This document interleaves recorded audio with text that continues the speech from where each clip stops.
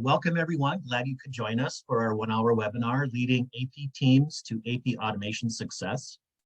My name is Jeff Olet. I'm part of the marketing team here at MHC. I'll be facilitating the discussion today. Our speaker is Nicole Cayley, who I'll introduce shortly. First, I'd like to go over some housekeeping items. The webinar is being recorded and attendees will receive a follow-up email with a link to the recording to the website so you can view it again on demand. All participants are muted to prevent background noise, so please type in any questions you have along the way in the QA section, and then we'll address those as they come in. There will be a post-webinar survey that will appear when the webinar ends. Please use the survey to let us know how we're doing and to request any additional information, so an MHC resource can follow up with you. And we really do appreciate your feedback. We do use it for looking at new speakers and making sure that we're providing content that's viable for our audience. So again, thank you. And then one more item before I hand off the presentation to our speaker today. You go to the next slide.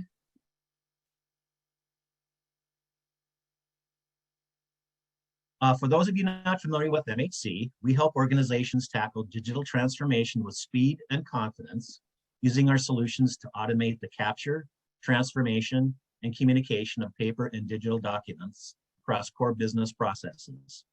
Our flexible end-to-end automation platform helps users eliminate tedious procure-to-pay and order-to-cash tasks, increase efficiency, achieve operational excellence, and strengthen relationships with your customers and vendors. Next slide, please. So I'm very happy to introduce Nicole Cayley today as our speaker. Very excited to have her participate today. Nicole is currently Director of Accounts Payable with Shared Services with Aspen Dental Management. She's also founder and president of Payable Solutions Partners.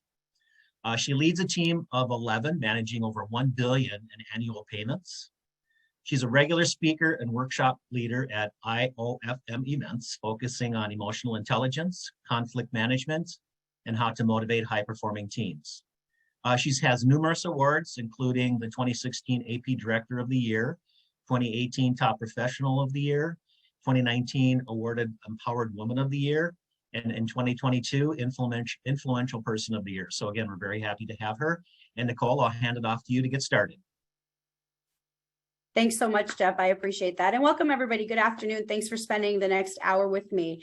I love all things people. So as Jeff mentioned, I am in accounts payable. I've been in accounts payable for about 20 years. And one of the things I learned a long time ago is that while we can have great processes and great systems and the technology is always advancing, one of the things that we're really not always that great at is understanding the people and side of our world and how just important it is to really capture all of the things that are behavioral driven when it comes to implementing any sort of change, whether that's an automation or a change management effort. So today we're going to spend a little bit of time going over what are those characteristics of high-performing teams. How can we use certain assessments that exist, whether it's DISC personality assessments, emotional intelligence assessments, conflict management, team development, to increase cohesiveness on our team so we can be the best team that we can be, and then how those high-performing teams are leading to effective implementations. I'm sure I can't be the only one that anytime there's a change going on in my organization, I look over at other groups and maybe when we're in a massive cross-functional change, seem to be doing a little bit better than other groups. And you always wonder why. Is it just because they understand the technology of it better? Or is it because they just have a better leader with better people and team cohesiveness? And I will tell you that in most cases, it is not the technology and the solution and the actual product. It is always linked to the people and the leader that are behind that change that's being implemented. Because all too often, whenever we hear of a change, people say to themselves, here we go again. Because whether you realize it or not, changes at work are emotionally intense. The effects of change are felt up and down and around our organization. They can be seen as positive or negative. They can be exciting or they can be demoralizing. They can be vital to where our business needs to go, and sometimes vital to us staying in business if we want to remain relevant. but oftentimes they can also be incredibly unnecessary. They can be easy, or they can be difficult. Sometimes they can be all of those things that I just listed. And the role of our mid and senior level leaders in making a change happen is absolutely critical. Whether you're managing a team, a project, a department, a function, you're really in a unique and powerful position because you have to take the vision of your C-suite typically and translate that to your ground troops to help them navigate, to help them, figure out what their emotions are of the change and the transition, and really influence your change agents to get alignment and commitment as to where we're going to go in order to be successful. But then the question becomes, how can managers be better equipped to do this if they don't really have the skills and tools? Rapid organizational change right now is the #2 leadership development challenge in the next 2 to 5 years. So with that, you would think that leadership development should be either the top one, if not the first one, at least the second, right? If rapid organizational change is the second challenge leaders are having when it comes to leadership development. And unfortunately, all too often, it's not. So throughout today's session, we are going to do a couple poll questions. One, this is just going to kind of help us drive the conversation, but then really kind of get you to thinking as to why you decided to spend an hour with us. Our first poll question is next. And if you could take the time to answer that, there should be an option for you in the polls. I think Jeff is going to launch that here in a second for us. But our first poll question is, when do you expect to automate and implement an automation implementation in your organization? Are you currently implementing one? Do you plan to do one in the next 3 to 6 months, 6 to 12 months, 12 to 18, or greater than 18 months? If you could go ahead and answer that for us.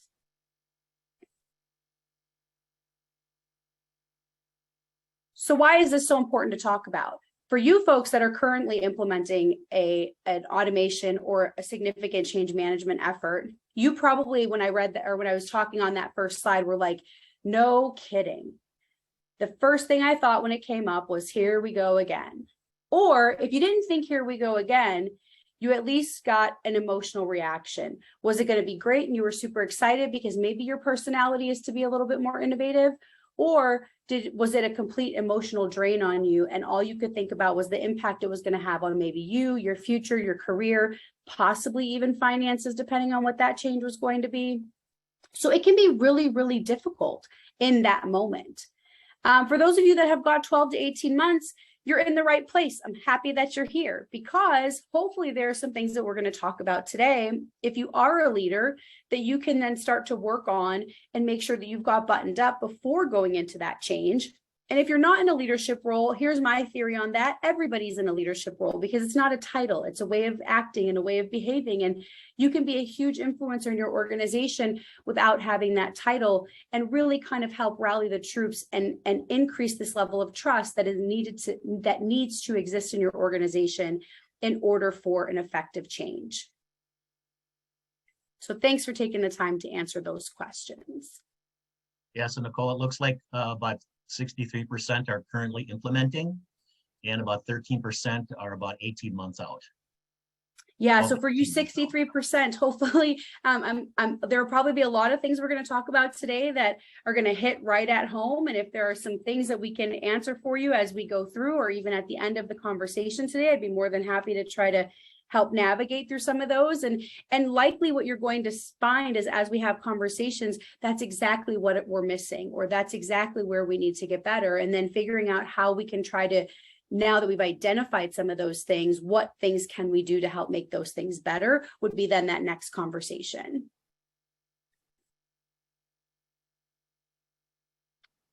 So does your team have the characteristics to thrive during a change? Well, the first thing we want to make sure that we've got are technical skills.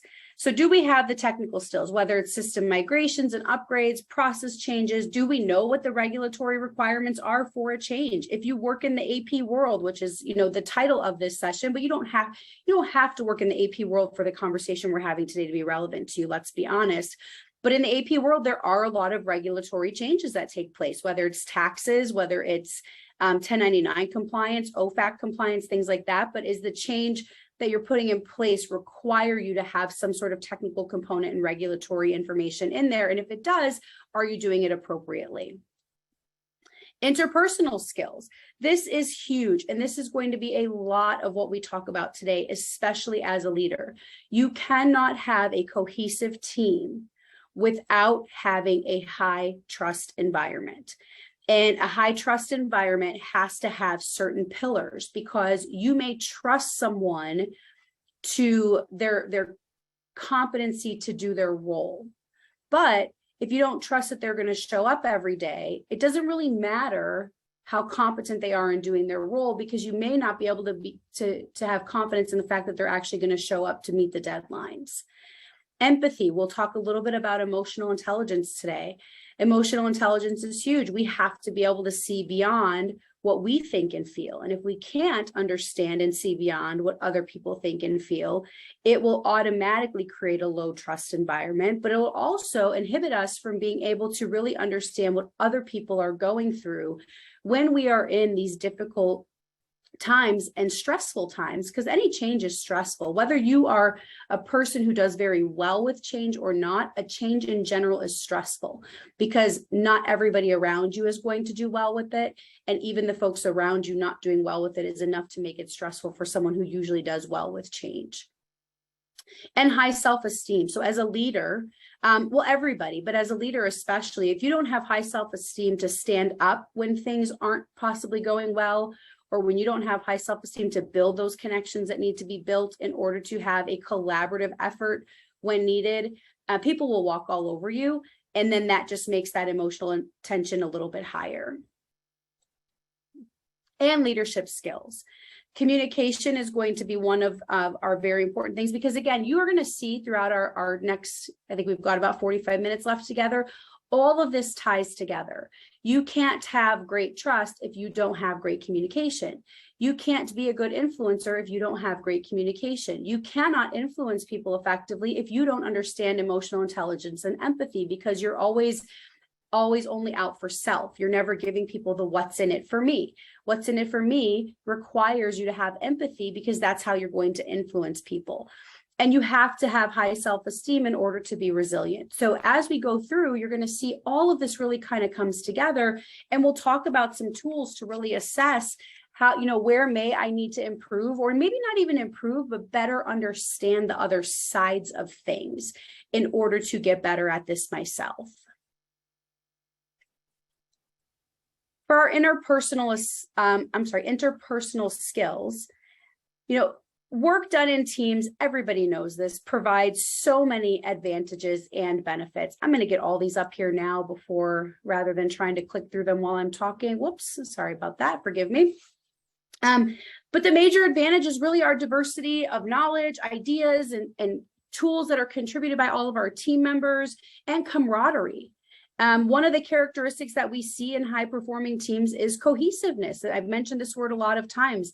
And cohesiveness really is a measure of an attraction in the group to its members and resistance to leaving it. So it's not just how members stick together, but it's a resistance to leaving it. So if offered another job in another department for maybe a little bit more money, they're likely not going to take it, because in their very cohesive group, they have cooperation, and they are effective in achieving goals that are set among that group.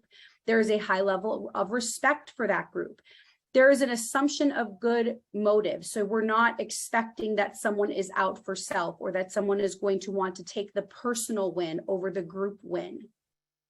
There's also a high level of accountability and personal responsibility. So not only am I going to have personal responsibility for my part of the group success, but when you have high trust within your group, you also have the ability to hold other people accountable without there being a level of conflict that you cannot get through.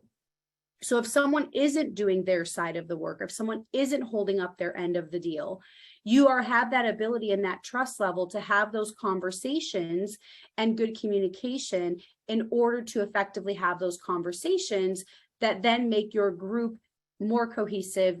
And every single time you're doing this, you're practicing this to get better and better and better as time goes on. A lack of cohesion in these groups obviously is going to have poor performance, unnecessary stress and tension. And then a lack of cohesion obviously could really be the demise or success of a project or even a company, depending at what level that lack of cohesiveness is. Think about an organization you might have worked at where your CEO and your CFO, or your CEO and your COO, weren't on the same page, and they weren't aligned, and their way of even maybe their tone and their morals and values of how they wanted a company to run, they're not aligned. They're not going to stay working together for very long. And if they don't have the same goals and objectives as to how the company should continue on in the future, or the 5-year plan, or how they're going to make money, or how they should treat the customer, there is going to be an incredibly significant amount of tension. And then in addition to that tension, you may also find that depending on how far down the rabbit hole they go with certain decisions, it may end up being the demise of the company, depending on how big or small the company is. So when we're talking cohesive teams, we want to make sure that, the ideal team has individual talents and skills versus one super performing person. They don't result as, they're not coincidence. Cohesive teams are not coincidence. It is participation and collaboration. And you're going to hear me say trust over and over and over again, because trust is one of the most significant factors. Our next slide, we're going to talk all about trust, but it is one of the most significant factors that has to be present when you have a strong sense of team identity. When there is confidence in their abilities to be effective and achieve a high level of automation, change, all of the things that we're talking about when it comes to your ability to produce an effective change management effort. Emotional intelligence is going to be the other really big one that we're going to talk about. So emotional intelligence, if you don't know what it is, or if you've only heard it as a buzzword, but you really haven't spent much time there, it can generally be defined as your awareness and understanding of emotions of yourself and others. But it incorporates your ability to apply this understanding to decision-making, self-regulation, self-management, but then also manage social management and social regulation as well, which are all super important components of teamwork. So as we're talking trust, let's step over. So if you have not heard of Stephen Covey writes a lot of books on leadership. One of his books on leadership, if you haven't read it, I would highly recommend it, is The Speed of Trust. And he has several quotes about trust. You see one, there it is on the screen. But another one of his that I love is trust is the glue of life. It is the most essential ingredient of effective communication, and it is the foundational principle that holds all relationships. That is true whether we are talking work or personal. But in his book, The Speed of Trust, he has what's called a trust matrix. What's important to understand about the trust matrix, and I mentioned it a little while ago, is that it's not just, do I trust this person to do their job? He breaks out the trust matrix into two different components. We've got character and competence. So character is really going to focus on someone's intent and their integrity. So do I trust them to show up, and do I trust that they're going to be this way whether I'm watching them or not? Competence is more on their actual ability to do what it is that you're asking them to perform, and do they have a good track record in that area? So think of it like this. You have someone whose intent and integrity you trust tremendously. That's their character, but they work in accounting with you. You would never ask them to perform brain surgery on you. Why? Because from a competency level, that's not where you trust them to perform. So we want to make sure that when we're thinking of trust, and when we're looking at where we may have a lack of trust on our teams, that we're really able to break out what component of trust is lacking, whether it's between two people, because you could have, one person on your team who operates in one way and another person that operates another way, because at the end of the day, we're all people and we're all our individual selves. And maybe you need to figure out what their gap is. And then you have a couple other people on your team, they have a completely different gap. Well, guess what, leader? If you have a gap, meaning that you're not displaying one of these 4 things in your role, your team doesn't trust you. And you've got to figure out how you're going to repair that. So if your team, if you've ever worked for someone, say someone on your team gets promoted internally and they used to be your peer, but now they're your manager, and you feel that you know more than that person from a competency perspective. How much trust do you have in that person to be your manager, to effectively be your manager? It's hard, right? It's hard because you think that you know more than them. Or put yourself in the position where, again, a lot of us have probably been, I know I have to train someone coming into a role that is above me, but I have to teach them how to do their job, right? It's a tough pill to swallow sometimes. Or you have a manager who technically competency is just on it. They're the smartest person you've worked with. There is nothing you ask them that they don't know. You believe that they are hands down the most, the best, most highly competent person in your department, great for that job. But something goes well, or you propose an idea, they present that idea as their own, or you did all the work, but they take all the credit. Now you're trusting their integrity. Now you're trusting their intention, or distrusting their intention. So now there's trust broken at that aspect.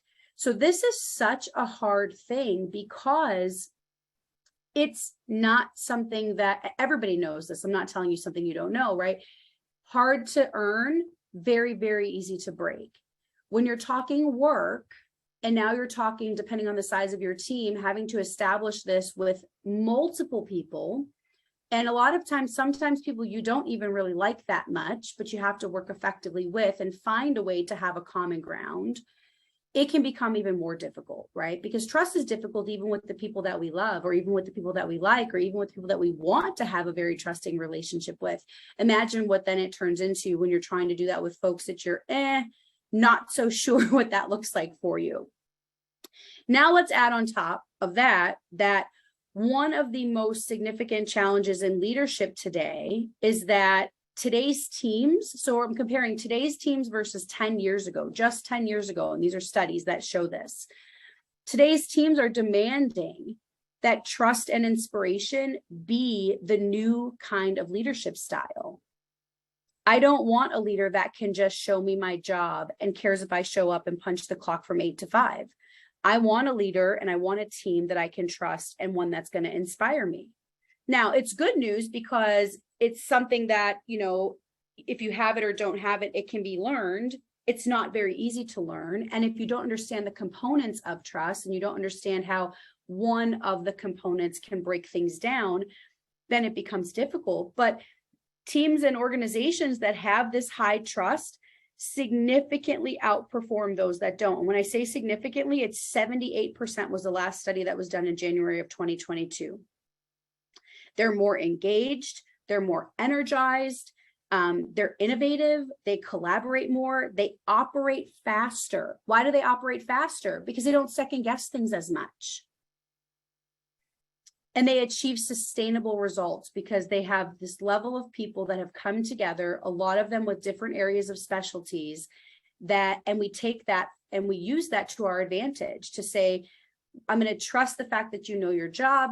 You have an area that I don't know very well, and now we can move forward with that, and they achieve sustainable results. The problem with it is that, organizational change, so automation, organizational change, and problems that require trust can't just happen overnight, right? Trust comes with practice. Things that are part of human behavior can't be solved with the stroke of a pen. You can't send a leader to one leadership class or a training program or do a quick restructure or implement a new system and expect that it's going to fix itself overnight. You really have to put together strategies and understand the key components of it and really break down to doing all of the work that needs to go behind these concepts in order to make your team better. with that, we're going to jump to our second poll question, which is all about leadership training, because I'm curious, when it comes to leadership training in your organization, what is the standard? I'm not saying what do certain people get that we think may be better leaders than others, but what is the standard? So is it none really? You kind of learn as you go. Is it, we get a few canned classes. A lot of times it would be more on like your learning portal, maybe. Only a certain level is afforded to of extensive leadership, right? So maybe directors and above get it, or senior directors and above. Or is it that everyone that is leading people gets a significant amount of training? If you could go ahead and throw that into your poll questions, that would be great. You know, a lot of organizations now have started doing what they call like high performance, hypo programs, right? High performance, people that have been identified as high performance. That's great. I think that having your bench set up and having that next set of leaders established for your company is amazing.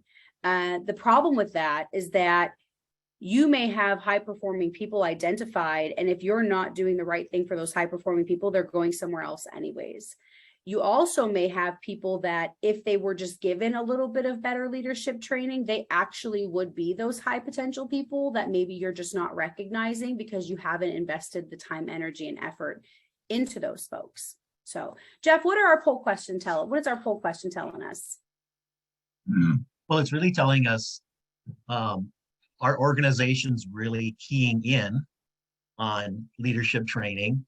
And is it important to the organization? I came from a very large organization before I joined MHC, a healthcare organization, and leadership training was a very extensive part of that company, and really was something that we did quite regularly through, classes, people coming in and doing, talks and things like that. So it's all over the board, and I'm going to share results for you, Nicole, so you can see those right now. Awesome. So it looks like, wow, we are almost split, I would say evenly. We've got our leader being 33% of folks that only a certain level is afforded extensive training, but all the others are 22% even across the board. So, which, is a little disappointing for someone like me who has spent the good last decade of my career focusing all on leadership training and people development. I hate to see organizations that really don't put the effort behind this. So hopefully there's something that you'll learn here today, or if not, it'll at least ping you enough to do some Google researching of your own to kind of advance, because obviously we only have an hour. We're not going to dive too deep into some of the topics, but at least you'll have some topics that are really, really important to hone in on and have a good grasp and understanding of. For those of you that are getting some great training, kudos to you. I think that that's invaluable, and you can take that anywhere you go. So thanks for sharing, everyone. So since change is a given priority across all organizations, we know that it has to be, right? In today's global economic environment, you have got to be changing in order to stay relevant. The funny fact here, though, is that studies show that consistently 50 to 70% of planned changed efforts fail. So that really doesn't bode well for organizations that are ambitious for change, especially if a critical change at best is just as likely to fail as it is to succeed. So how can we improve those odds? Well, the Center for Creative Leadership, which is a great organization for all things leadership, they published a white paper, and they did a lot of research and study behind this, but they published a white paper that talked about the importance of change leadership for people versus change management for operations. So just think about an automation or a change that your organization went through, especially an automation change, right? There was a very defined list of all the things that had to happen when it came to your automation implementation. You had to make sure that every set of data that needed to be pulled was pulled, all of the information got put into the new system, that there was, several rounds of testing, user acceptance testing, regression testing, several different test environments that things took place. The processes were fully documented. The systems and structures and controls were fully documented. All of that. I'm hoping I'm not talking foreign language to the audience. But all those things happen and they're very well documented. You've got all sorts of project maps, grade logs, everything exists from a project management perspective when it comes to the actual operation of an implementation or an automation. On the people side of things, I have yet in my 20 plus years of doing this, found the same type of list that exists that says, we need to make sure that we're focusing on trust and emotional intelligence and communication and conflict management. And how are we going to handle this situation? And how are we going to make sure that this person on our team that has been here for 15 years and really doesn't do well with change still effectively copes through this and feels that they're part of the team, and all of those things. So you can see why, if we're only ever focused on this kind of process side of things and the actual operation side of things, and we give such little effort to the people side of change, that a change or an automation effort is bound to fail 50 to 70% of the time. So in order to get desired results from a new direction or a new system or an automation implementation, we've got to focus on change leadership as much as we're focused on change management. And change leadership is all about the phases of change. It's all about the emotions that are associated with those changes that people have to navigate when the change is constant. And this requires your leaders and your organization to address beliefs and mindsets to develop the practices and behaviors that help people adapt with change. But again, that checklist doesn't usually exist. So we want to make sure that we are enlisting people in the change to help them, keep them committed throughout the change in the face of uncertainties and fears and distractions. And the way that we do that, especially in a leadership role, is to really kind of know these three levels of change management. So we are responsible for both creating change and responding to change directives that are coming from above. We have to lead the efforts, and we've got to do it for ourselves, for others, and for the organization. So what do we need to ask ourselves? I don't know if you guys can read that fine small print. I'm not going to read it for you, but if I need to go back on anything, just let me know. But managers really have to set the tone for the team. So that means that we need to be able to tailor our leadership style to fit the needs of all of our employees, which we're going to talk about what that means on our next slide. Not just the ones that think and act like us. This means we've got to be able to give feedback, but we've got to be able to receive feedback. We've got to be able to communicate changes to the team strategy. We've got to be able to implement team building activities, team development. We have to do this effectively so we can understand the differences in how our employees think, work, and act. And there are behavioral assessments, which we'll talk about on the next slide, that can help provide insights to these, but not just insights. The insights are great. If you do nothing with the insights, you've essentially not really done yourself any favors. And then with others, every manager has to know how to resolve conflict.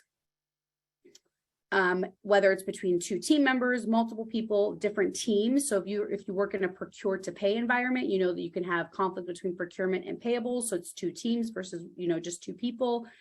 And the cause of the discord often comes down to how we're wired. If you've got two people that approach things very differently, yet have to work together very often, then conflict is usually inevitable. So take, for instance, somebody who loves to innovate, who loves to generate ideas and test hypothesis.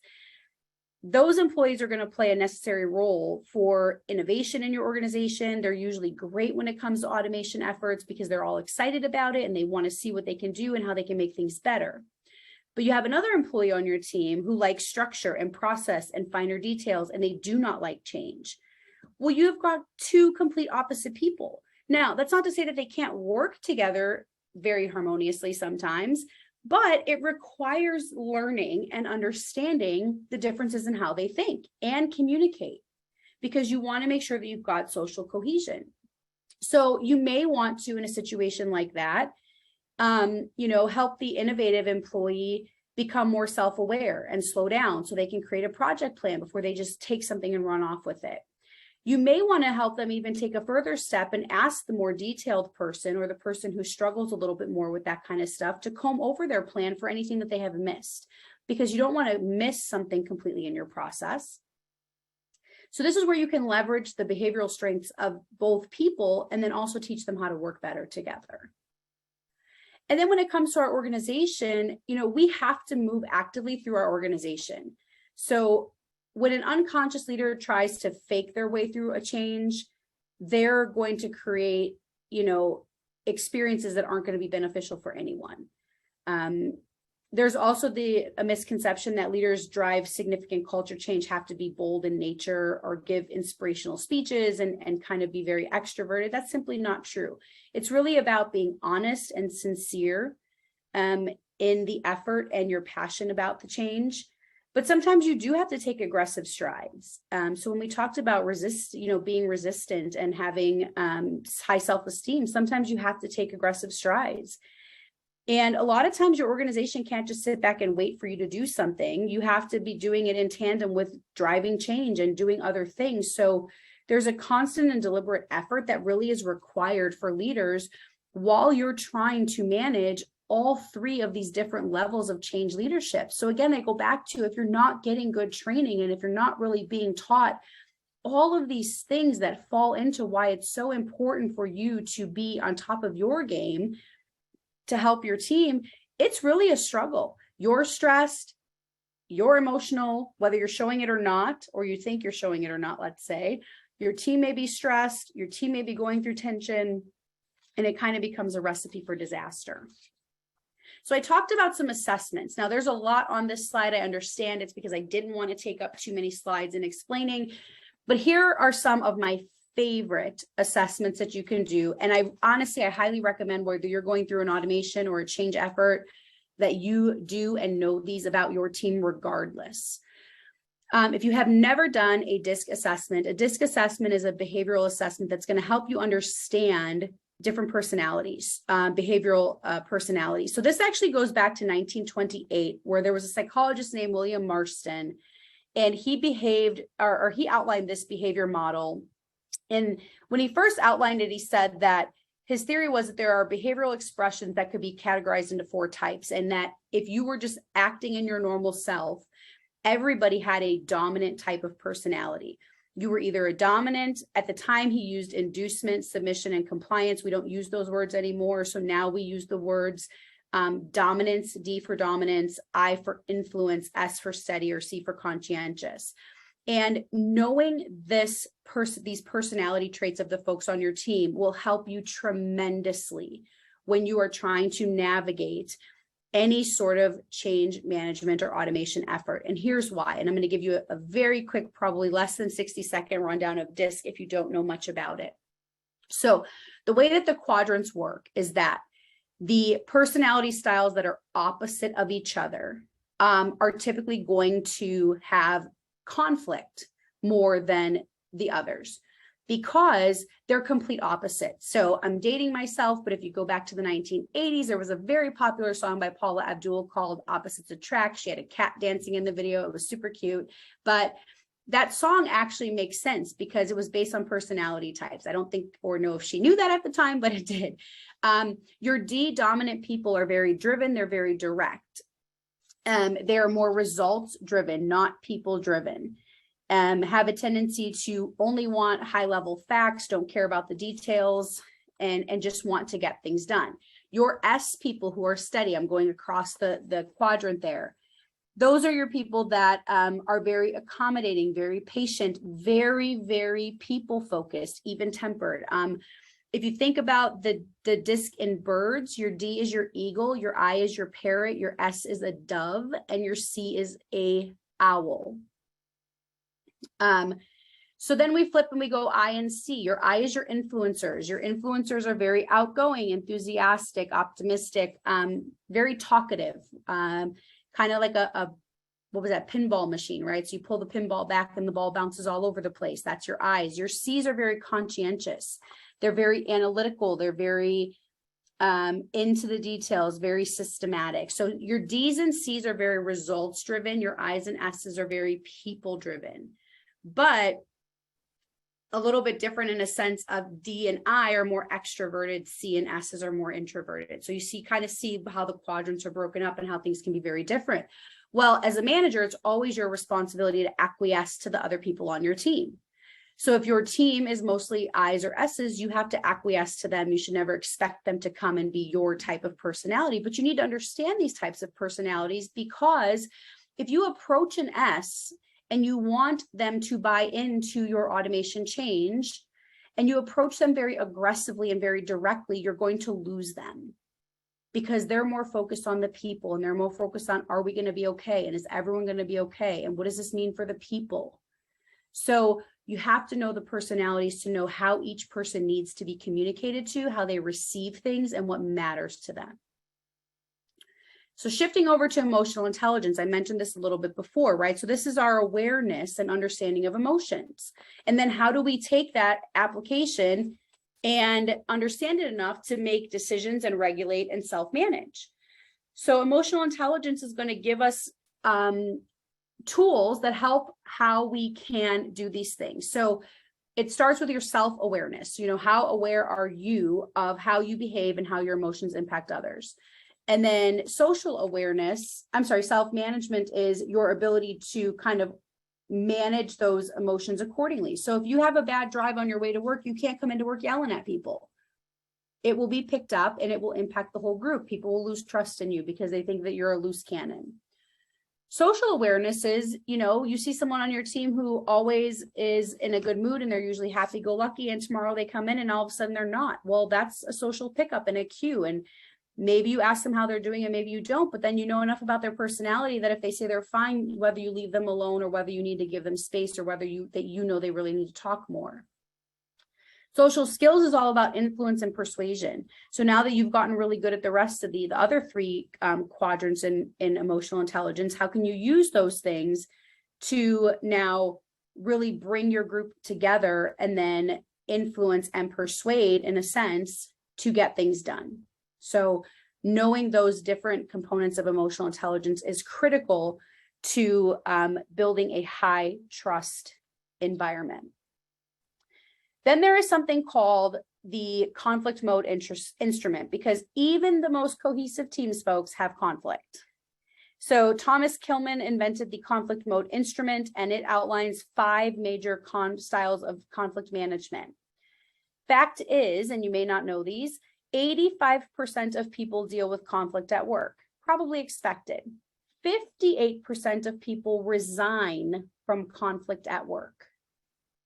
53% of workers have lost time at work about a previous or potential confrontation with a colleague. And 99% of people fear confrontation at work. Why? Because we don't know how to effectively deal with conflict. We don't know how to deal with conflict in a healthy way. When you understand the different types of conflict and how you can manage those, it becomes a little bit easier, especially when you know the different conflict styles of the people in your group. So quickly, there is collaborating, which is in the top right corner.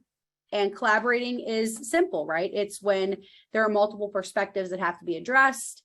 It's an important relationship, and the final solution is too important for anyone to be displeased. So that is our ideal mode of conflict management. Then there is competing. Competing is more so, it's not ideal, but it could be when you want to stand up for your own rights or morals, or you have to make a quick decision and force others to get on board because something terrible has happened or can happen if you don't. So that's when you just really don't have time to engage in a discussion or a debate about it. You have to put something in place and move on it. Compromising is the one that people often think should be the most ideal, but it's not, because in compromising, it's essentially a lose-lose. Somebody gave something up. It's usually when, you know, it's more important to reach a solution, but you have a deadline approaching, or you're at an impasse and you need a temporary solution for the moment. So it's okay to compromise there. Accommodating is usually when you care less about an issue than others and you want to feel at peace. Here's the problem, and we don't have time to get into this today. This is where I could tie personalities and conflict management together. Most D's are competitors. Most S's are accommodators. Why? Accommodators are avoiders because they're always worried about people and keeping the peace, and they don't want to engage in conflict. So they will either always give in and be a doormat and accommodate everyone else, or they will avoid it at all costs because they just don't want to deal with it in general. There's a whole session I could do on personalities and conflicts tied together and how you operate and work those out. But you can see how something can prevent you from being a very well-oiled, cohesive team if you don't really understand how all this works and you're trying to figure out why you've got a couple people on your team that just can't seem to get on board or can't seem to see eye to eye or are always at each other's throats. It's usually because there's a personality conflict or there is a lack of emotional intelligence because they don't care to see the other person's opinion, or they don't know how to effectively deal with conflict because they have two very, very different conflict styles and they're not aware that this exists and then how they can effectively manage a conflict together. Avoiding conflict, not saying that it's something we should go to all the time, but it for sure can be appropriate if the conflict is trivial, you don't have time for it, or if you have no chance of winning. So a lot of times we avoid conflict, especially with our boss. Group dynamics, this is really about normal behaviors that arise from interpersonal relationships. So, team development takes time, and there are recognizable stages as part of a team journey. And from being like a group of strangers, or we'll not even say strangers, or a group of very non-cohesive people, to a united team with a common goal. And these stages are forming, storming, norming, and performing. I don't know why they couldn't think of better words. They're funny to say, but our job as leaders is to retain motivation of our team through all of these stages. The forming stage is really like your beginning, your honeymoon period, right? Great expectations are shared from all of our team members. Relationships are developed, purpose is clear, ground rules are established. The storming stage is triggered once team members start jostling for positions, stumbling from confusion, having arguments about leadership. This is when leadership is imperative. We have to succeed at keeping people motivated, addressing all concerns, figuring out personality issues, figuring out conflict problems, and then establishing clear goals. Once that storming stage is overcome, we're ready to establish open communication.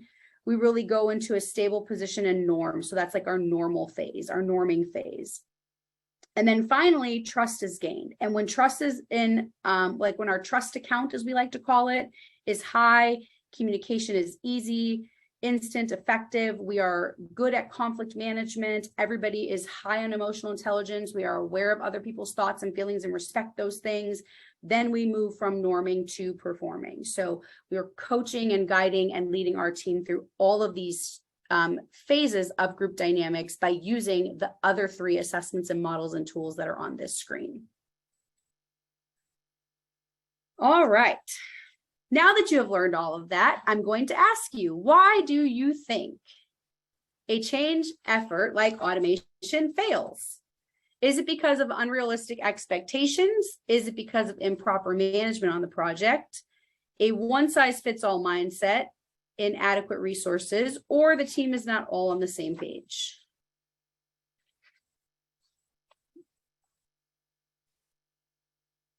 I should have put it, or you don't think it's any of these out there. So I guess that was my fault, but. Yeah, responses coming in, Nicole. Great. I mean, in fact of the matter is, folks, it can be all of these, right? And I think the different type of project can drive what it is. Sometimes it's a smaller project and there are unrealistic expectations, or you were oversold the abilities by a solution provider that they just can't do without a significant customization, right? And that will drive things for sure. So Nicole, this is interesting, 50% improper management of the project, followed by 38% that the team is not all on the same page. Yeah, I would think that is great feedback and probably very in alignment with where I've been in my career. It's funny though, because there was a study that was done that said that there are So McKinsey and Company did a study, and they surveyed over 1,000 companies, because obviously more automation always takes longer and costs more money than anybody anticipates. So they want to know why. And, is it a weak culture that isn't aligned with the mission? Is it a lack of participation and buy-in? Is it under communication? Is it a powerful vision? Is it not enough training of resources? So on and so forth. And they did this study, and then this guy named Brent Gleason, who writes for Forbes, wrote a whole article on it, that it's about 70% of transformations fail because of what they're calling overall this change battle fatigue. And change battle fatigue essentially is resistance or passive resignation to organizational changes from the employee. So it's the whole, how I kind of started off our session today, right? Here we go again. Here comes another flavor of the month, right? We're going to lay low until this fad blows over. And it's really hard for people to get motivated when they believe that the latest project is just going to die off like the last one. Because remember, 50 to 70% of all projects fail. So if they failed, you might not know exactly why they failed, but at the end of the day, you're just tired of them failing, and you're tired of the emotional drain that you went through to hope that they were going to succeed, only to have failure after failure after failure. Now, the change battle fatigue happens because of all the things I had listed on the previous slide, though. So it was kind of a trick question a little bit, but just wanted your feedback on why it was happening. But it's really because of all those things. So it's that, we don't see the value in it, and employees are kind of just tapped out. Your change leaders are leaving, lack of communication, money. And then it becomes, after a certain period of time, the key leaders just stop showing up to those things. Fear makes change intensely personal. People fear their income. They worry about their families. I mentioned this before. And it just makes it so difficult to keep going with a change. So we want leaders to understand that their best way to help mitigate this change battle fatigue, if you will call it, and to help keep fear at bay and keep your teams energized and engaged, is by staying connected to your team, never easing up on the trust building activities, and creating, personal experiences and support that try to keep your team on track. Understanding the leadership tools that we just discussed, how critical and crucial those can be, but not just understanding them, practicing them daily. I tell you, I've been doing these leadership type sessions for 10 years, and I constantly am telling myself every day I reflect. So understanding that cohesion is multifaceted, we have to trust one another. It's in the middle, but it is the most important, because trusting one another allows us to engage in conflict. It allows us to engage in healthy conflict, which then allows us to commit to decisions. When we can commit to decisions, we can hold each other accountable. And when we can hold each other accountable, we can focus on achieving results. But what causes the lack of cohesion for us? We don't know each other. I don't know what you do. Sometimes I don't even know what people that sit next to me do all day with their workday. I hope I'm not the only one, but I don't know what you do. And when I don't know what you do, it becomes harder to lean on you for help. We have fewer opportunities for connection. So not only do I not know what you do, but I don't really have an opportunity to bond with you because we're always so busy. We have a competitive work environment. So healthy competition is good, but not so much that people prioritize their individual needs over interests of the team. And we have dissimilar beliefs and attitudes, especially when it comes to unpleasantries amongst our group. So how can we get to this path of effective automation? Communicate, communicate, communicate. If you are going to do nothing else, you want to make sure that you are taking away unpredictability from your team as best as possible. We want to involve employees from the beginning when we can. This actually helps a ton with the change fatigue. Now, I know that it's not possible all the time, but when you can, you want to make sure that your employees feel as though they were empowered and had some control in any change that may come along. building up to team cohesion is pretty much every single thing that we have talked about today, because you want team members to feel a shared sense of belonging. The other thing is focus on a few changes at a time. I mean, we can look around our organization and see a bunch of things that need to be changed, but if we focus on all of them at once, everybody's going to be tired of it. And we have to invest in our people. So if we're not focused on professional development, we've got to focus on professional development to make sure that people feel they have the skills to pull off what is being required of them, whether that is technically or people driven, and provide praise and recognition. My final thought for you guys, is hopefully you've gotten the message by now, but if you haven't, cohesiveness has got to be the key factor in implementing any effective automation or significant change, and your high performing teams are always going to be more successful here, whether it is because of a high trust level or high emotional intelligence level. It is going to foster cohesiveness, which will then foster a much more streamlined and efficient automation effort. All right, we have one more poll question for you. And I know we asked in the beginning about if you were currently in an automation effort, but we would like to know, just because we want to gather a little bit more information, do you have an active or upcoming AP initiative? This is a simple yes or no, a simple yes or no for you. Jeff, I think that's some information. Are you getting, okay. Yep, we have I didn't see any question on the screen. Sorry about that. No worries. Thank you so much for your response. Nicole, thank you so much. We did have one question come in that I'd like to share with you. The question is, how do you rally the team up and down for an automation effort when the work to get there can be exhausting? Yeah, I would say the first thing is always to figure out what's going to be better, right? So when people can't see the light at the end of the tunnel and they can't see the what's in it for me, right? So what am I going to get out of this later that is going to make all of this exhaustion and all of this kind of emotional stress and tension I am feeling today feel like it is worth it? It becomes almost a daunting task to try to get people to get on board with.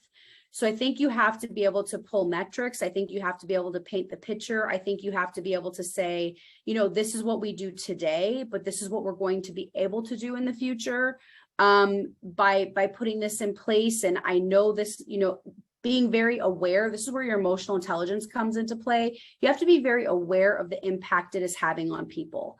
And you have to be willing to discuss that, right? Have very open dialogue about what it means, because people want to know that you care and they want to know that you understand how they feel. And you're going to get that by communicating it. Perfect. Thank you. Of course. Well, we're at the top of the hour, so we'll wrap things up. Again, just really wanted to thank Nicole for sharing some great reasons why it's important to have your teams aligned and the right resources in place when implementing an AP automation solution. MHC North Star empowers your people to take ownership of your process, your documents, and your communications with the simplicity of self-service. We maintain compliance, reduce your AP's team workload, and ensure that payments are made accurately and on time. Once again, thank you, Nicole, for the time, and thank you all for hanging in there on the presentation today. And just a reminder, you will receive a follow-up email with a link to the recording on your website. And please take a moment to complete the post-webinar survey or reach out to Bridget Miller if you have any questions about MHC. Again, thank you so much and have a great day. Thanks, everyone. Have a great day. Thank you. Bye-bye.